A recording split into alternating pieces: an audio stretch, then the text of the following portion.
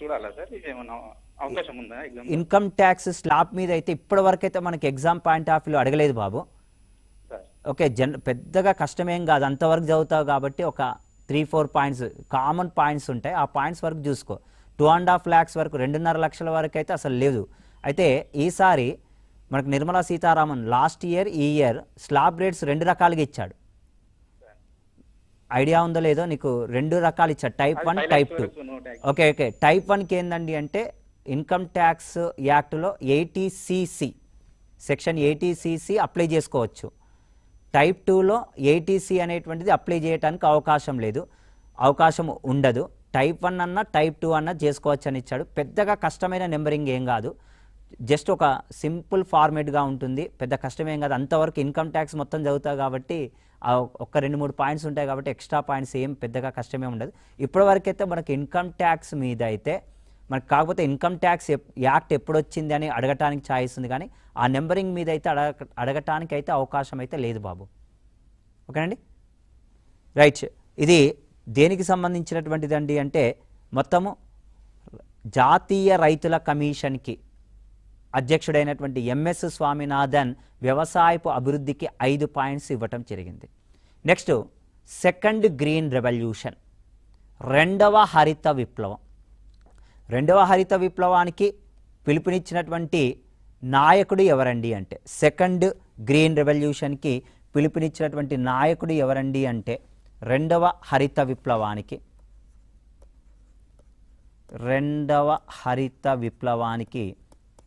పిలుపునిచ్చినటువంటి నాయకుడు ఎవరండి అంటే, సెకండ్ గ్రీన్ రెవల్యూషన్కి, రెండవ హరిత విప్లవానికి పిలుపునిచ్చినటువంటి నాయకుడు 2006వ సంవత్సరంలో మన్మోహన్ సింగ్ అండి. మన్మోహన్ సింగ్ రెండవ హరిత విప్లవానికి పిలుపునిచ్చాడు. సెకండ్ గ్రీన్ రెవల్యూషన్కి, రెండవ హరిత విప్లవానికి పిలుపునిచ్చినటువంటి నాయకుడు ఎవరండి అంటే Manmohan Singh. Okay, phone call అండి. హలో,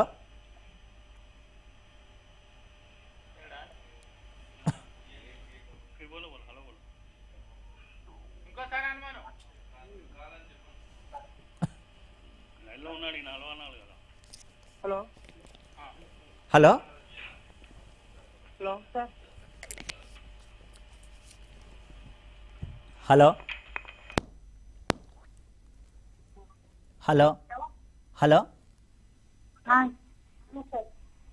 గుడ్ మార్నింగ్ అమ్మా, చెప్పండి అమ్మా.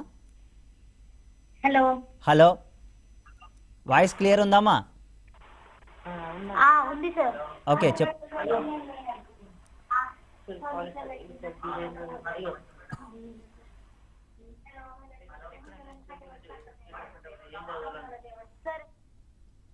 Hello hello. ఓకే, రెండవ హరిత విప్లవానికి పిలుపునిచ్చినటువంటి నాయకుడు ఎవరండి అంటే మన్మోహన్ సింగ్ అండి, 2006వ సంవత్సరంలో. ఇతడు రెండవ హరిత విప్లవంలో వ్యవసాయపు అభివృద్ధికి 7 పాయింట్స్ రికమెండేషన్స్ చేశాడు. రెండవ హరిత విప్లవంలో భాగంగా మొత్తము ఎన్ని పాయింట్స్ రికమెండేషన్స్ చేశాడు? 7 సిఫారసులను అందించాడు. ఈ 7 సిఫారసుల్లో ఎంఎస్ స్వామినాథన్ ఇచ్చినటువంటి 5 సిఫారసులతో పాటు, ఎంఎస్ స్వామినాథన్ ఇచ్చినటువంటి 5 సిఫారసులతో పాటు మరో 2 సిఫారసులను అదనంగా ఇచ్చాడు. మొత్తము రెండవ హరిత విప్లవంలో ఉన్నటువంటి మొత్తము అంశాల సంఖ్య ఎంత అండి అంటే 7 అంశాలను ఇవ్వటం జరిగింది. సెకండ్ గ్రీన్ రెవల్యూషన్లో మొత్తం ఎన్ని అంశాలు ఉన్నాయండి అంటే 7. ఇందులో ఆల్రెడీ 5 అంశాలు ఎవరివ్వటం జరిగిందండి రికమెండేషన్స్ అంటే ఎంఎస్ స్వామినాథన్. దాంతోపాటు 2 అదనంగా ఎవరిచ్చారండి అంటే మన్మోహన్ సింగ్. రెండవ హరిత విప్లవంలో ఉన్న మొత్తం అంశాల సంఖ్య ఎంతండి అంటే 7. ఇందులో సెకండ్ గ్రీన్ రెవల్యూషన్లోనండి మరో 2 పాయింట్లను అదనంగా యాడ్ చేశాడు మన్మోహన్ సింగ్. ఇందులో భాగంగా సెకండ్ గ్రీన్ రెవల్యూషన్లో 2 పాయింట్స్ ఎక్స్ట్రాగా ఏమిచ్చాడండి అంటే మరింతగా హైబ్రిడ్ సీడ్స్ను ఉపయోగించాలి, పశుపోషణలో అధికంగా ఉత్పత్తిని సాధించాలి, అధికంగా అభివృద్ధిని సాధించాలి అనేటువంటి 2 పాయింట్స్ను కూడా రికమెండేషన్స్ చేసినటువంటి పర్సన్ ఎవరండి అంటే ఎంఎస్ మన మన్మోహన్ సింగ్ అండి. ఓకే, మనకు ప్రధానంగా నూతన వ్యవసాయ చట్టాలలో రైతులు చేసినటువంటి ప్రధానమైనటువంటి డిమాండ్ ఏందండి అంటే 3 చట్టాలకు వ్యతిరేకంగా ఎంఎస్ స్వామినాథన్ ఇచ్చినటువంటి కార్యాచరణలో ఇచ్చినటువంటి 5 పాయింట్స్ను అమలు చేయండి అని చెప్పి రైతులు ప్రధానంగా డిమాండ్ చేయటం జరిగింది. ఓకే, మరి రెండవ హరిత విప్లవంలో మొత్తం అంశాల సంఖ్య ఎంత ఉన్నాయండి అంటే 7 అంశాలు అనేటువంటివి కలవు. అదేవిధంగా ఇంద్రధనస్సు విప్లవం, రెయిన్బో రెవల్యూషన్ అనేటువంటిది ఉంది. రెయిన్బో రెవల్యూషన్, ఇంద్రధనస్సు విప్లవం. ఇంద్రధనస్సు విప్లవము అంటే ఏందండి అంటే వ్యవసాయమే కాకుండా వ్యవసాయపు అనుబంధ రంగాలలో కూడా అధిక ఉత్పత్తిని సాధించడాన్నే రెయిన్బో రెవల్యూషన్ అంటారు. వ్యవసాయమే కాకుండా వ్యవసాయపు అనుబంధ రంగాలలో కూడా అధికంగా ఉత్పత్తిని సాధించడాన్నే ఏమంటారండి అంటే రెయిన్బో రెవల్యూషన్ అంటారు. ఎగ్జాంపుల్, ఉదాహరణ కనుక చూసుకున్నట్లయితే శ్వేత విప్లవం, వైట్ రెవల్యూషన్. వైట్ రెవల్యూషన్ అనేటువంటిది పాల విప్లవానికి సంబంధించింది, పాల ఉత్పత్తిని పెంపొందించాలని.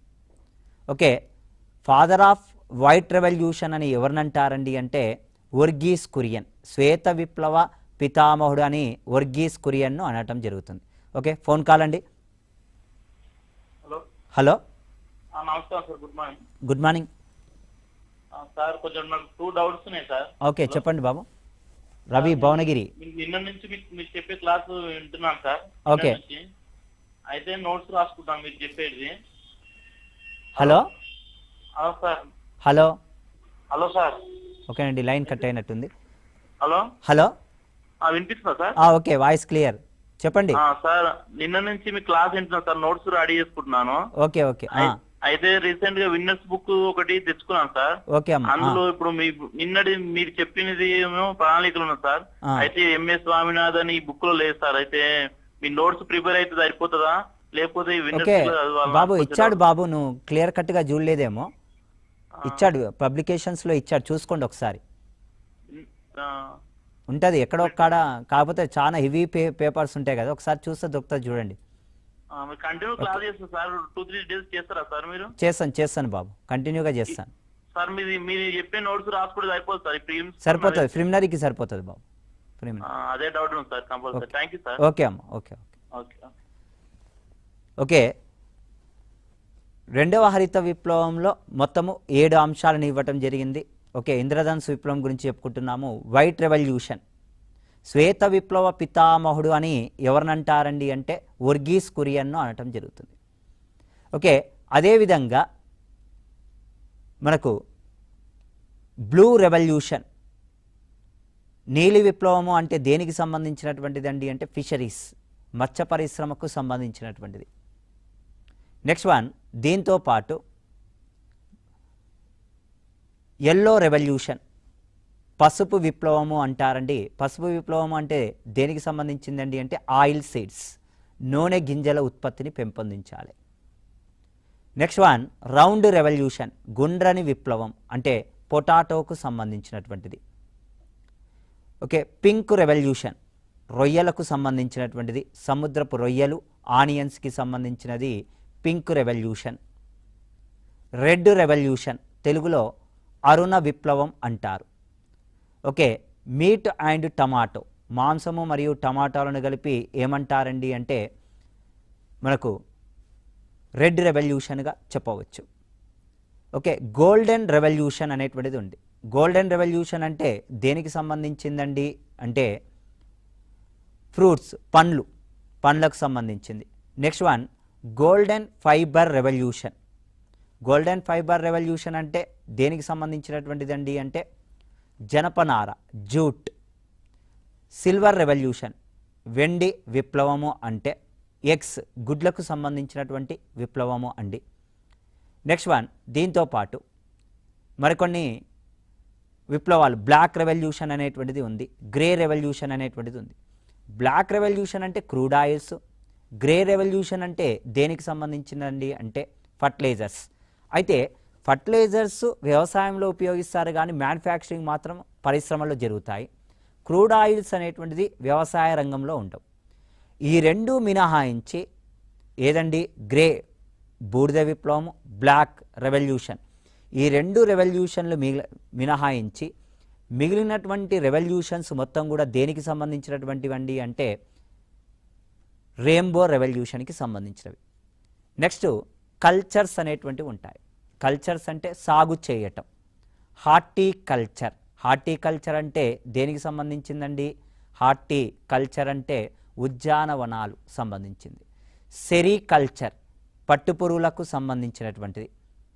ఓకే, ఎపికల్చర్ అనేటువంటిది ఉంది. ఎపికల్చర్ అంటే తేనెటీగలు, హనీ బీస్.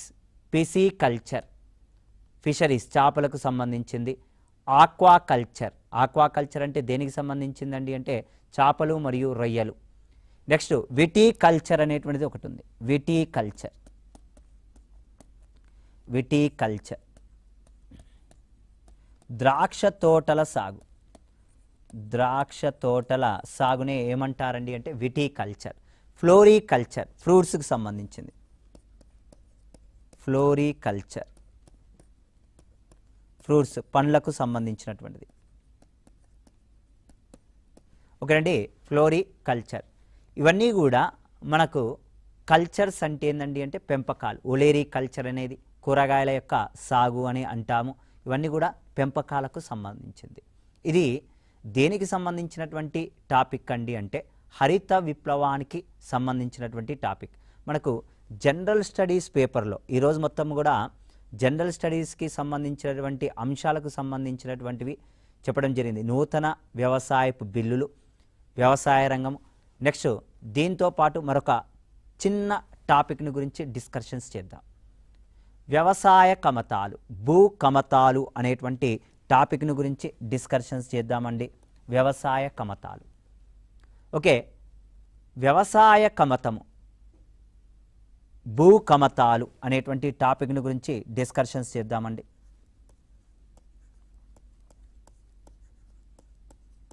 వ్యవసాయ కమతాలు, భూ కమతాలు. ఓకే, దీనినే ల్యాండ్ హోల్డింగ్, భూ కమతాలు అని కూడా అంటారు. అంటే ఏంటండి అంటే రైతు సాగు చేసేటువంటి భూమినే వ్యవసాయపు కమతాలు అంటారు. రైతు సాగు చేసేటువంటి భూమినే వ్యవసాయపు కమతాలు అంటారు. ఓకే, ఒక హెక్టార్ అండి, ఒక హెక్టార్ ఈజ్ ఈక్వల్ టు 2.47 ఎకరాలకు సమానం. అంటే రమారమి ఎంతకు సమానంగా ఉందండి అంటే 2.5 ఎకరాలకు సమానంగా ఉంది కమతాలు. ఓకే, ఫోన్ కాల్ అండి. హలో హలో సార్, నమస్తే సార్. నమస్తే అమ్మ. నల్గొండ నుంచి మాట్లాడుతున్నాను. ఓకే, చెప్పండి అమ్మా. సార్ ఇప్పుడు ఇది మీరు చెప్పే సిలబస్ పేపర్ 2 వాళ్ళు కూడా వినొచ్చా? Paper 2 social studies TET. Paper 2లో మన సిలబస్ అసలు లేదు కదమ్మా. ఎందులో అంటున్నావు? గ్రూప్ 2లోనా? TET sir, TET social studies. TET. Okay okay, టెట్లో అమ్మ మొత్తం స్కూల్ బుక్స్కి సంబంధించినవే ఇస్తాడు. అవి చదువుతున్నాను సార్. స్కూల్ బుక్స్కి సంబంధించినవే ఇస్తాడు. ఓకే, వ్యవసాయ కమతాలు ఇవన్నీ కూడా ఉన్నాయమ్మా, మీకు స్కూల్ బుక్స్లో కూడా ఉన్నాయి, యూస్ఫుల్ అవుతాయి. టెట్ సిలబస్ కూడా యూస్ఫుల్ అయ్యేటువంటివి. ఓకే, వ్యవసాయ కమతాలు, రైతు సాగు చేసేటువంటి భూమిని ఏమంటారండి అంటే వ్యవసాయపు కమతాలు అంటారు. ఒక హెక్టార్ అనేటువంటిది ఎంతకు సమానంగా ఉంటుందండి అంటే 2.5 ఎకరాలకు సమానంగా ఉంటుంది. రమారమి వాస్తవానికి 2.47 ఎకరాలకి సమానమైతే 2.5 ఎకరాలకు సమానంగా ఉంది. మనకు వ్యవసాయ కమతాలు, ఒక హెక్టార్ అనేటువంటిది 2.5 ఎకరాలకు సమానమన్నాను. వ్యవసాయపు కమతాలను 5 రకాలుగా వర్గీకరణ చేశారు. భూమిని ఆధారం చేసుకొని వ్యవసాయపు కమతాలు, భూ యొక్క విస్తీర్ణాన్ని ఆధారం చేసుకొని వ్యవసాయపు కమతాలు 5 రకాలుగా వర్గీకరణ చేశారు. 5 రకాల వర్గీకరణలో ఏమేమి ఉన్నాయి అనేటువంటిది కనుక చూసుకున్నట్లయితే ఫస్ట్ వన్. ఓకే, మొదటిది ఫస్ట్ వన్ సన్నకారు కమతము, ఇంగ్లీష్లో మార్జినల్ ఫార్మర్స్ అంటారు. ఉపాంత కమతము లేదా ఉపాంత రైతు అని కూడా అంటారు. ఇంగ్లీష్లో అయితే మార్జినల్ ఫార్మర్స్, మార్జినల్ ఫార్మర్స్ అంటారు. ఉపాంత కమతం, ఉపాంత కమతము అంటే 1 హెక్టారు కన్నా తక్కువ భూమిని కలిగిన రైతులు, 1 హెక్టారు కన్నా తక్కువ భూమిని కలిగిన రైతులను ఏమంటారండి అంటే ఉపాంత కమతము లేదా ఉపాంత రైతులు అంటారు. వీరినే సన్నకారు రైతులు అని కూడా అంటారు. వీరినే సన్నకారు రైతులు అని కూడా అంటారు. నెక్స్ట్ వన్, సెకండ్ వన్,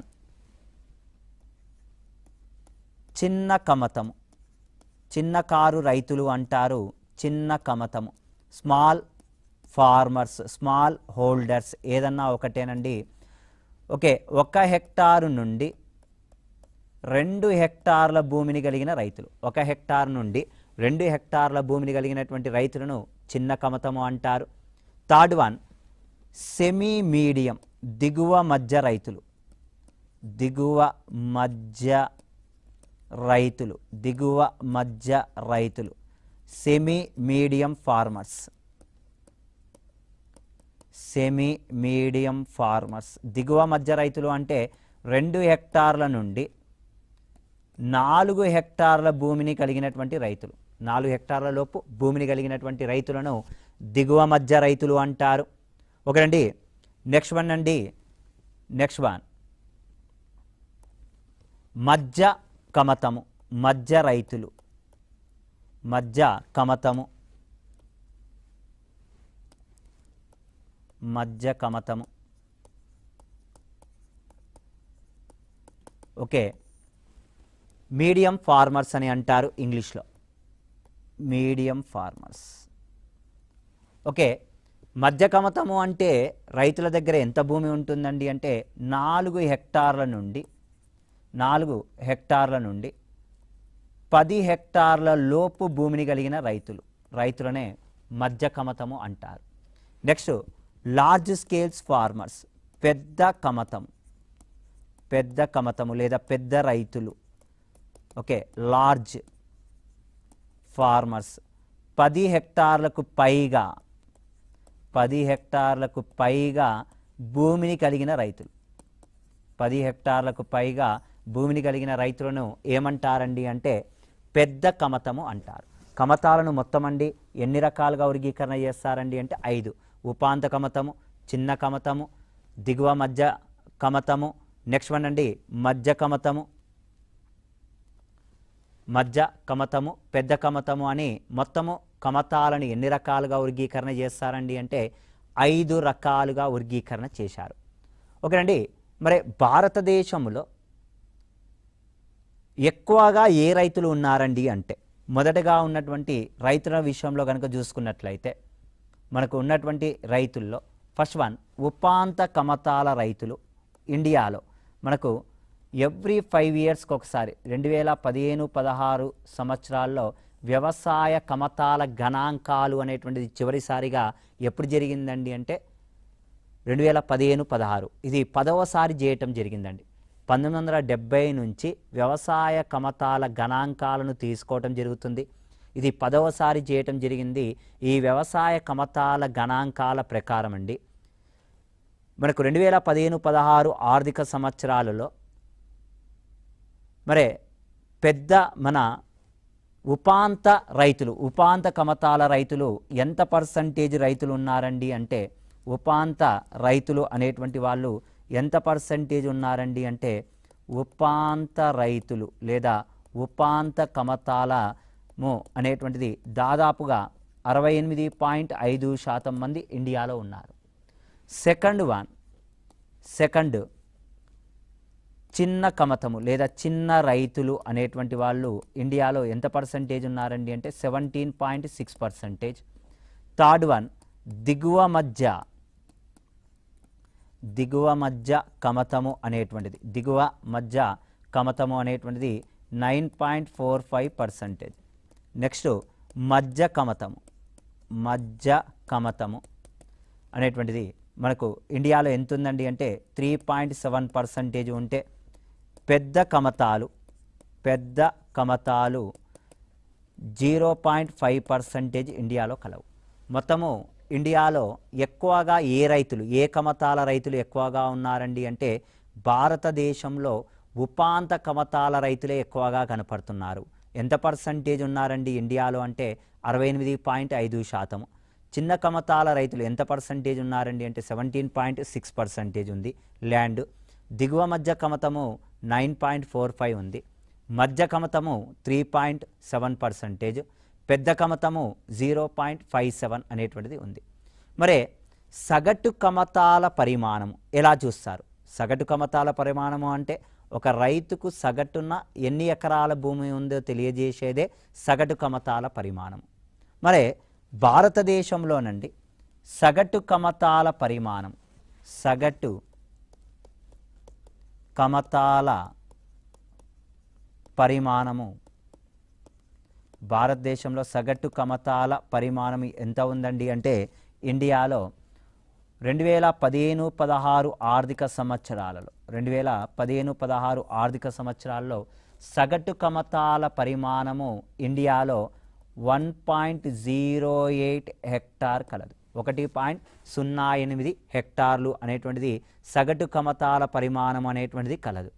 మరి తెలంగాణ రాష్ట్రంలో అయితే సగటు కమతాల పరిమాణం ఎంత ఉందండి అంటే 1 హెక్టార్ అంటే 2.5 ఎకరాల భూమి సగటున కలదు. సగటు కమతాల పరిమాణము భారతదేశంలో ఎక్కువగా ఉన్నటువంటి రాష్ట్రము ఏదండి అంటే, సగటు కమతాల పరిమాణము ఎక్కువగా ఉన్నటువంటి రాష్ట్రము ఏదండి అంటే 17 పెద్ద రాష్ట్రాల్లోనండి. 17 పెద్ద రాష్ట్రాల్లో ఎక్కువగా ఉన్నటువంటి రాష్ట్రం ఏదండి అంటే పంజాబ్ అండి. తక్కువగా 17 పెద్ద రాష్ట్రాల్లో తక్కువగా సగటు కమతాల పరిమాణము తక్కువగా ఉన్నటువంటి రాష్ట్రం ఏదండి అంటే కేరళ. ఓకేనండి. మరి తెలంగాణలో సగటు కమతాల పరిమాణం ఎంత ఉందండి అంటే 1 హెక్టారు. 2015-16 సంవత్సరాల్లో 1.08 హెక్టార్ అనేటువంటిది కలదు. మరి అందుకంటే ఇండియాలో సగటు కమతాల పరిమాణాన్ని కనుక చూసినట్లయితే మనకు 2015-16 ఆర్థిక సంవత్సరాల్లో సగటు కమతాల పరిమాణము 1.08 హెక్టార్ కలదు. అదేవిధంగా 2010-11 సంవత్సరాలలో దాదాపుగా 1.15 హెక్టార్ల సగటు కమతాల పరిమాణం గలదు. 2005-6 సంవత్సరాలలో సగటు కమతాల పరిమాణము 1.23 హెక్టార్స్ కలదు. 2000 సంవత్సరంలో 2001 సంవత్సరాలలో సగటు కమతాల పరిమాణము 1.32 హెక్టార్ల సగటు కమతాల పరిమాణం అనేటువంటిది కలదు. ఓకే, 2000 నుంచి 2001 సంవత్సరాల్లో సగటు కమతాల పరిమాణము 1.32 హెక్టార్ల సగటు కమతాల పరిమాణం అనేటువంటిది కలదు. ఓకే, ఇక్కడ స్టూడెంట్స్ గమనించాల్సినటువంటి విషయం ఏంటండి అంటే సగటు కమతాల పరిమాణం అనేటువంటిది ఎవ్రీ 5 ఇయర్స్కి ఒకసారి తగ్గిపోతుంది.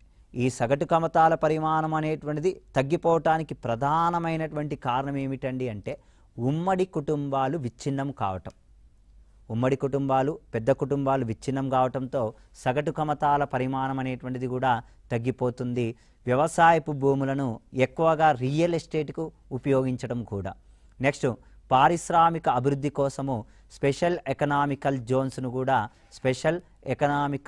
జోన్స్ను కూడా యూజ్ చేయటం జరుగుతుందండి. ఇది మనకు దేనికి సంబంధించినటువంటిదండి అంటే భూ కమతాలకు సంబంధించింది. మరి భారతదేశంలో రైతుల గురించి ప్రవేశపెట్టబడినటువంటి కొన్ని ముఖ్యమైనటువంటి పథకాలను కనుక చూసినట్లయితే అతి ప్రధానమైనటువంటి స్కీమ్ అండి ప్రధానమంత్రి కిసాన్ యోజన అనేటువంటి పథకాన్ని మనకు 2019వ సంవత్సరంలో ప్రవేశపెట్టారు. మన తెలంగాణలో ఇదే పథకాన్ని రైతు బంధుగా ప్రవేశపెట్టడం జరిగింది. ఓకే, ప్రధానమంత్రి కిసాన్ యోజనలో కేఐ అంటే ఏందండి అంటే కిసాన్, ఎస్ఏఎన్ మీన్స్ సమ్మాన్ అని అర్థము. ప్రధానమంత్రి కిసాన్ సమ్మాన్ యోజన అనేటువంటి పథకాన్ని 2019వ సంవత్సరంలో ప్రవేశపెట్టారు. ఈ పథకం యొక్క ప్రాధాన్యత ఏమిటండి అంటే ఫార్మర్స్ ఇన్వెస్ట్మెంట్ స్కీమ్గా చెప్పవచ్చు. ఓకే, రైతులకు స్వల్పకాలిక పెట్టుబడులకు ఉపయోగపడుతుందండి ఈ పథకం. ప్రధానమంత్రి కిసాన్ యోజన స్కీమ్లో మొదటగా కేవలము సన్నకారు చిన్నకారు రైతులకు మాత్రమే ఈ పథకాన్ని వర్తింపజేశారు. ఉపాంత రైతులు, సన్నకారు చిన్న కారు రైతులకు మాత్రమే ఈ పథకాన్ని వర్తింపజేశారు. ఓకే, ఈ పథకం కింద సంవత్సరానికి రైతులకు ఎంత అమౌంట్ ఇవ్వటం జరుగుతుందండి అంటే 6,000 రూపాయలు ఇవ్వటం జరుగుతుంది. ఎన్ని వాయిదాల్లో ఇవ్వటం జరుగుతుందండి అంటే మొత్తము 3 వాయిదాలలో ప్రధానమంత్రి కిసాన్ యోజన స్కీమ్ కింద 2,000, 2,000, 2,000 3 వాయిదా పద్ధతుల్లో ఇవ్వటం జరుగుతుంది. అయితే ఆ నెక్స్ట్ ఇయర్ 2020వ సంవత్సరంలో అన్ని రకాల రైతులు, మొత్తం 5 రకాల రైతులకు కూడా ఈ పథకాన్ని వర్తింపజేశారు. ఇప్పుడు ఎన్ని ఎకరాల రైతులు అయినా సరే ఎంత అమౌంట్ ఇవ్వటం జరుగుతుందండి అంటే రైతుకి 6,000 రూపాయలు ఈ పథకం కింద తీసుకురావటం జరిగింది. మొదటగా సన్నకారు చిన్నకారు రైతులకే వర్తింపజేస్తే ఆ నెక్స్ట్ ఇయర్ అన్ని రకాల రైతులకు కూడా ఈ పథకాన్ని వర్తింపజేయటం జరిగింది. ఓకే, మరి ఈ పథకం కింద అండి ఈ సంవత్సరం బడ్జెట్లో 68,000 కోట్ల రూపాయలను కూడా కేటాయించడం జరిగింది ప్రధానమంత్రి కిసాన్ యోజన స్కీమ్ కింద. నెక్స్ట్ వన్ అండి, మనకు వ్యవసాయపు అభివృద్ధిని కోసం పరంపరాగత్ కృషి వికాస్ యోజన అనే పథకాన్ని ప్రవేశపెట్టారు 2015వ సంవత్సరంలో. 2015 ఇయర్లో పరంపరాగత్ కృషి వికాస్ యోజన అనే పథకాన్ని ప్రవేశపెట్టారు 2015లో. పరంపరాగత్ కృషి వికాస్ యోజన యొక్క ప్రాధాన్యత, ఇంపార్టెన్స్ ఏందండి అంటే ఇండియాలో, భారతదేశంలో సేంద్రియ వ్యవసాయాన్ని ప్రోత్సహించడం కోసం, భారతదేశంలో సేంద్రియ వ్యవసాయాన్ని ప్రోత్సహించడం కోసము ఏ పథకాన్ని ప్రవేశపెట్టారండి అంటే పరంపరాగత్ కృషి వికాస్ యోజన అనే పథకాన్ని ప్రవేశపెట్టారు. పరంపరాగత్ కృషి వికాస్ యోజన యొక్క ప్రాధాన్యత, ఇంపార్టెన్స్ ఏందండి అంటే ఇండియాలో సేంద్రియ వ్యవసాయాన్ని ప్రోత్సహించాలి. భారతదేశంలో 100% సేంద్రియ వ్యవసాయం చేస్తున్నటువంటి రాష్ట్రం ఏదండి అంటే సిక్కిం రాష్ట్రం అండి. భారతదేశంలో 100% సేంద్రియ వ్యవసాయం చేస్తున్నటువంటి రాష్ట్రం, ఆర్గానిక్ ఫార్మింగ్ చేస్తున్నటువంటి రాష్ట్రం ఏదైనా ఉందా అండి అంటే అది ఏ రాష్ట్రం అండి అంటే సిక్కిం రాష్ట్రం అండి. ఓకే, ఇది పరంపరాగత్ కృషి వికాస్ యోజన స్కీమ్ గురించి అండి. అదేవిధంగా వ్యవసాయ రంగంలో ప్రవేశపెట్టబడిన మరొక ముఖ్యమైనటువంటి పథకము, ఇంపార్టెంట్ స్కీమ్ అండి, రాష్ట్రీయ కృషి వికాస్ యోజన స్కీమ్. రాష్ట్రీయ కృషి వికాస్ యోజన అనేటువంటి స్కీమును 11th ప్లాన్లో ప్రవేశపెట్టడం జరిగింది 2007వ సంవత్సరంలో. 2007 నుండి 12 వరకు రాష్ట్రీయ కృషి వికాస్ యోజన స్కీమ్ ద్వారా, రాష్ట్రీయ కృషి వికాస్ యోజన స్కీమ్ ద్వారా అండి 2007 నుండి 12 వరకు వ్యవసాయ రంగంలో వృద్ధి రేటును 4% పైగా పెంపొందించాలి. వ్యవసాయ రంగంలో వృద్ధి రేటు, వ్యవసాయ రంగంలో వృద్ధి రేటు 4% పైగా వృద్ధి రేటును పెంపొందించాలి. వ్యవసాయ రంగంలో వృద్ధి రేటును 4% పైగా వృద్ధి రేటును పెంపొందించడం కోసము ఏ ఇయర్ నాటికి 11వ పంచవర్ష చివరి నాటికి వ్యవసాయ రంగ వృద్ధి రేటు 4% పైగా వృద్ధి రేటును సాధించాలి అనేటువంటి లక్ష్యాన్ని పెట్టుకోవటం జరిగింది. అదేవిధంగా 9వ ప్రణాళికలో జాతీయ వ్యవసాయపు విధానాన్ని ప్రకటన చేశారు. జాతీయ వ్యవసాయ విధానమును ప్రకటన చేశారు. National agriculture policy, national agriculture పాలసీని 2000 సంవత్సరంలో ప్రకటన చేశారు. నేషనల్ అగ్రికల్చర్ పాలసీ యొక్క ప్రాధాన్యత, ఇంపార్టెన్స్ ఏందండి అంటే నేషనల్ అగ్రికల్చర్ పాలసీ యొక్క ప్రాధాన్యత వ్యవసాయ రంగంలో 2020 నాటికి, వ్యవసాయ రంగంలో 2020 నాటికి, వ్యవసాయ రంగంలో 2020 నాటికి